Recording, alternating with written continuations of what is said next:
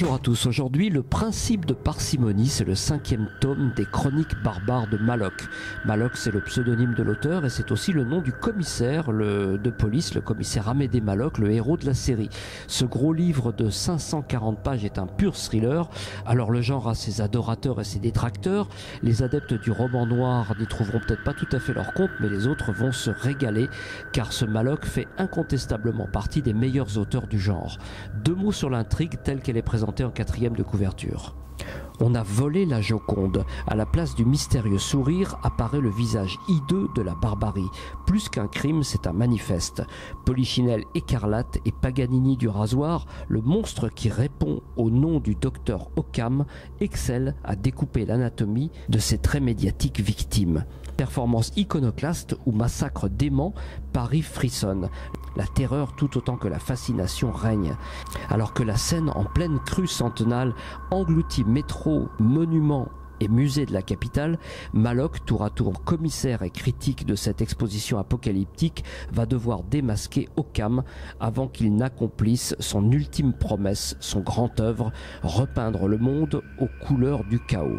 Je vous le disais, les amoureux du thriller ne seront pas déçus. L'intrigue démarre sur les chapeaux de roue et dans la plus pure tradition du page-turner, les rebondissements et révélations se succèdent à un rythme d'enfer, de telle sorte que le lecteur est entraîné dans un tourbillon infernal jusqu'à la toute dernière page qui offre encore l'ultime révélation. L'auteur, qui s'appelle en réalité Jean-Denis Bruet-Ferréol, a plus d'une corde à son arc. Il est également compositeur, photographe et peintre justement. C'est donc pas un hasard s'il situe son intrigue dans le milieu de l'art. L'écriture est soignée et il rend explicitement hommage à ses maîtres, d'Edgar Poe à Agatha Christie en passant par Conan Doyle. La série vaut aussi et surtout par son personnage central, le fameux Amédée Maloc.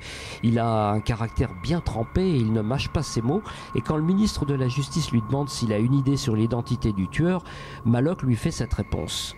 Je me dois d'être honnête avec vous, monsieur le ministre, je n'en ai pas la moindre idée pour l'instant. Je cherche et avec l'aide de mon équipe, nous trouverons. Simplement, je ne sais pas quand. En attendant, il faut penser à boucler le dossier d'accusation.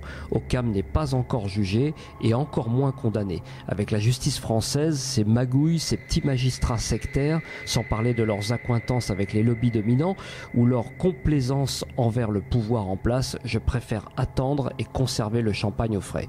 Et vlan, ça c'est envoyé.